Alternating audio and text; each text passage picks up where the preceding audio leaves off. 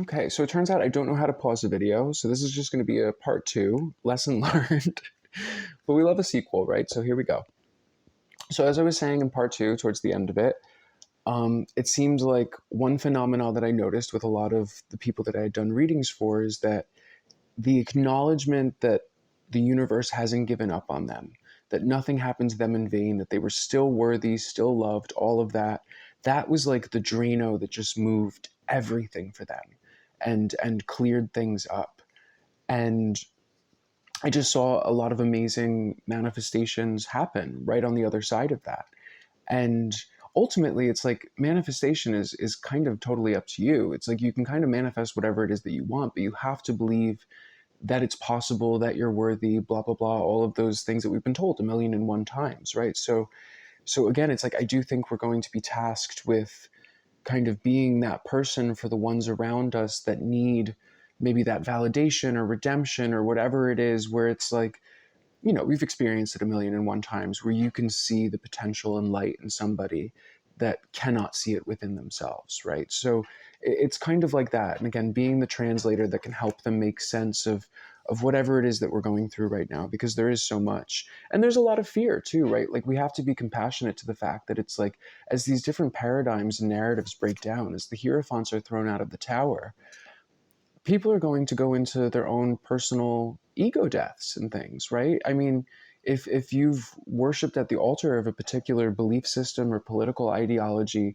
forever, and you find out that your heroes were not who you thought they were, that's crushing, right? I wish that upon nobody. So it's like, as much compassion as possible, I think, is going to be necessary, right? To basically be the friend that we kind of wish that we've had through all of this. And a lot of us have been so lucky, right? Shout out to my internet people that I've met, but still it's like, a lot of people are just not going to know where to turn or who to turn to in terms of expressing whatever it is that they're going through.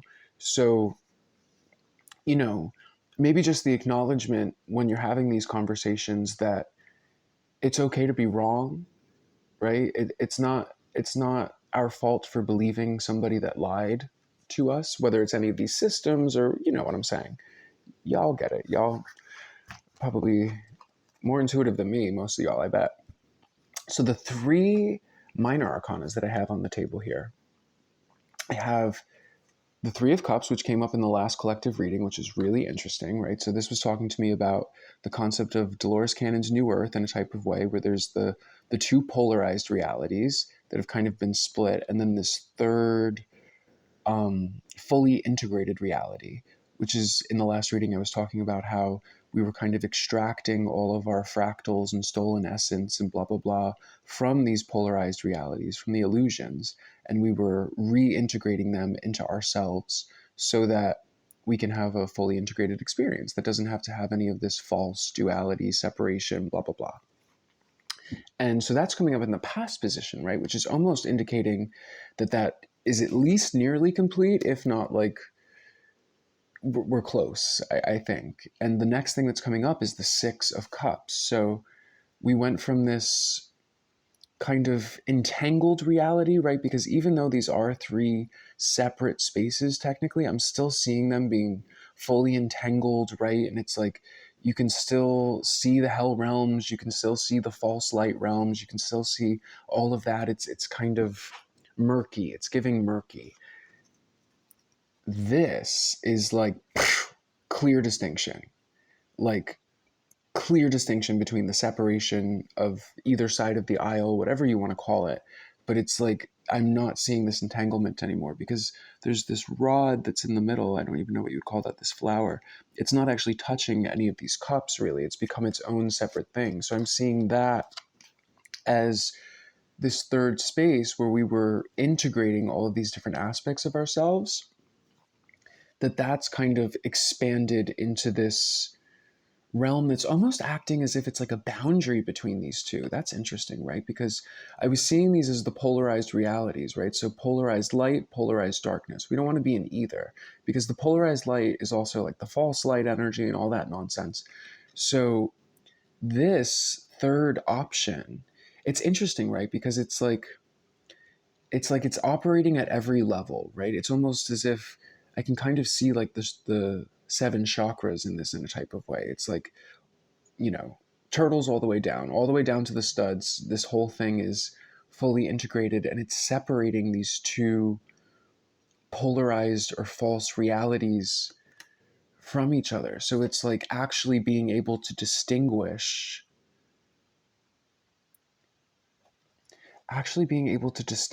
where the line is, maybe, right? Because that was the issue with these other realities, is like I was saying, there's the false light, right? Because there's plenty of things that present as holier than thou, but are actually not quite that, if we're going to be gentle.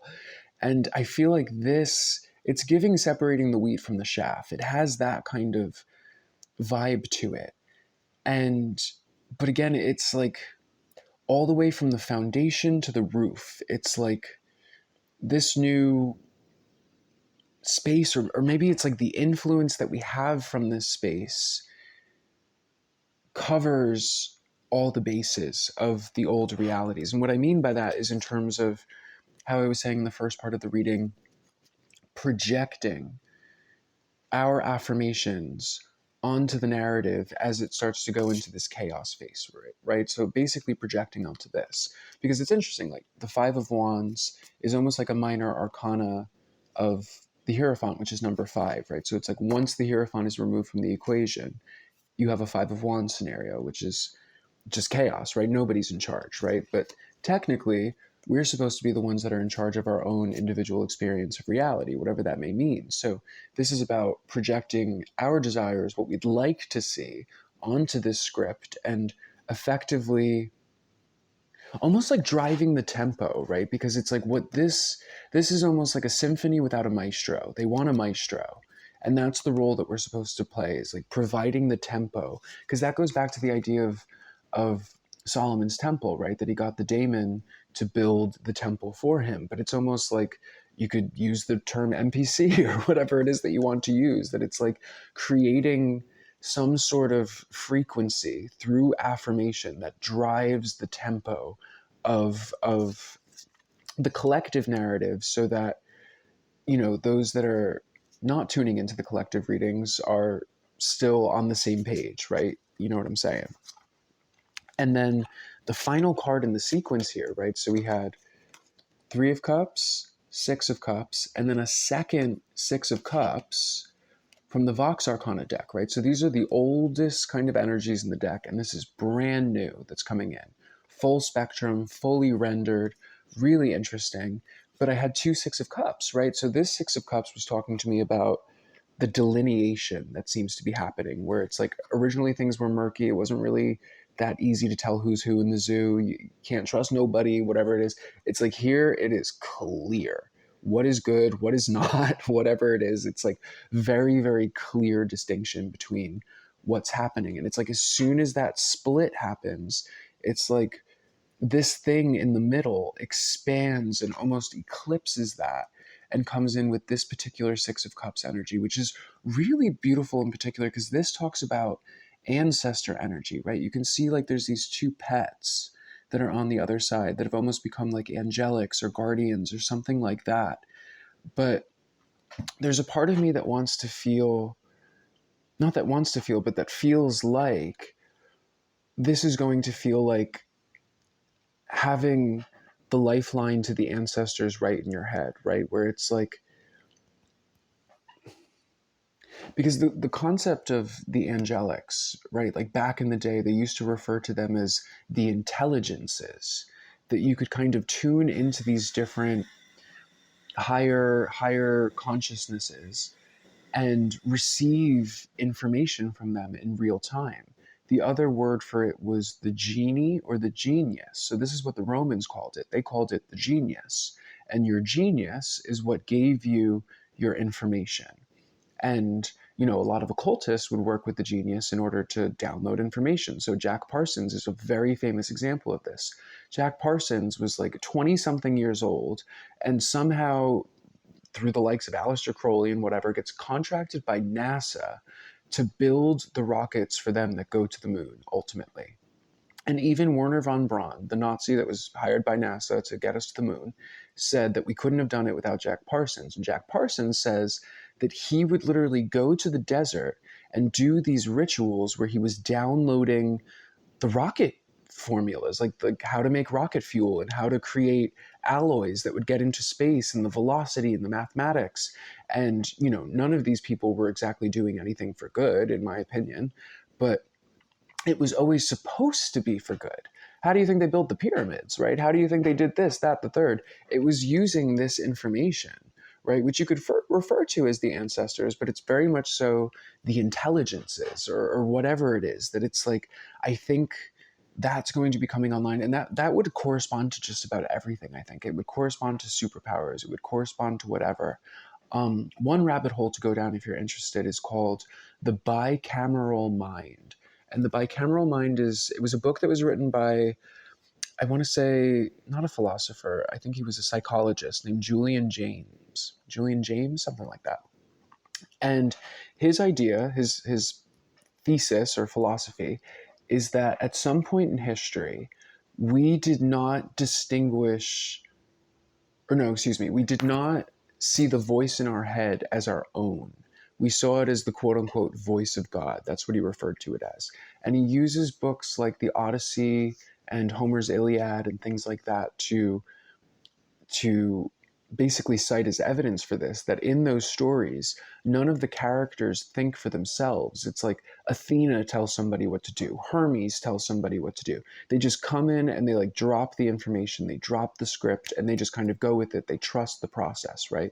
So he takes it in a different position where he says, oh, well, maybe they didn't have free will and they were just kind of like lemmings that would just follow these voices and blah, blah, blah.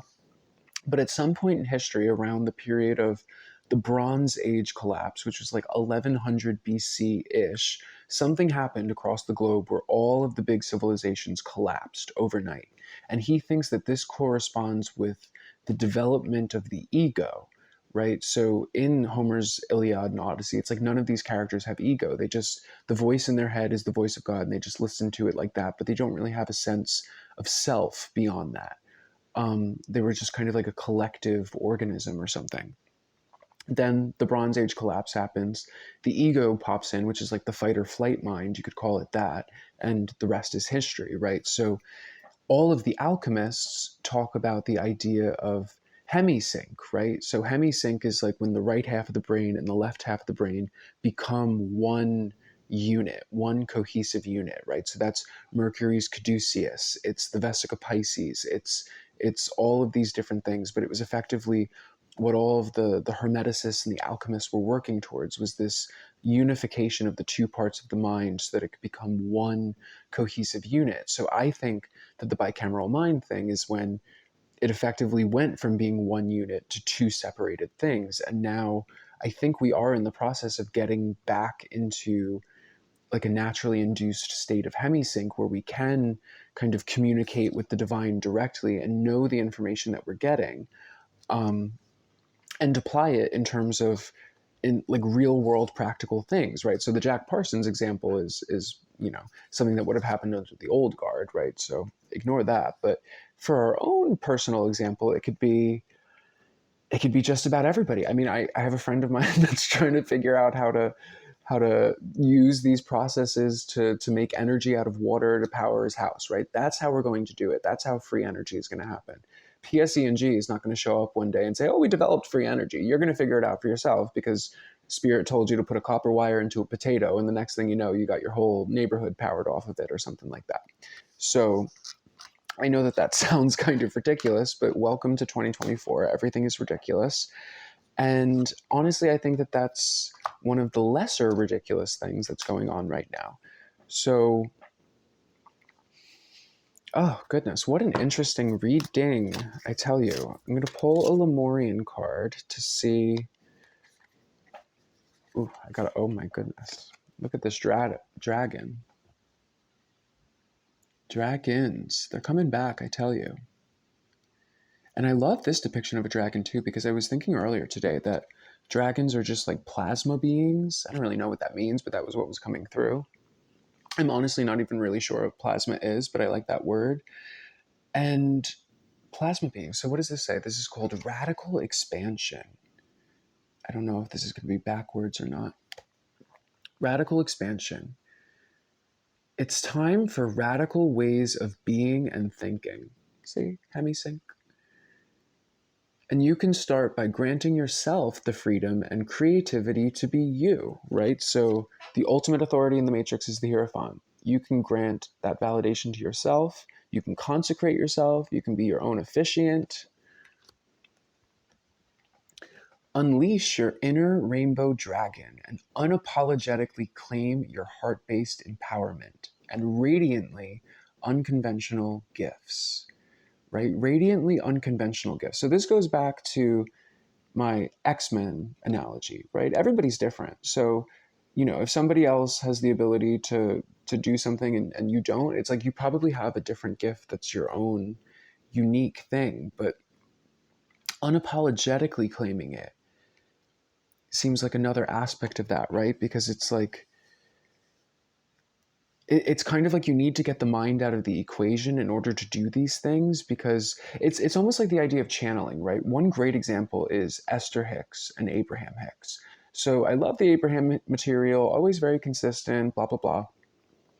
But I saw an interesting interview where she sat down with Oprah, don't shoot the messenger, but that's just who she sat down with.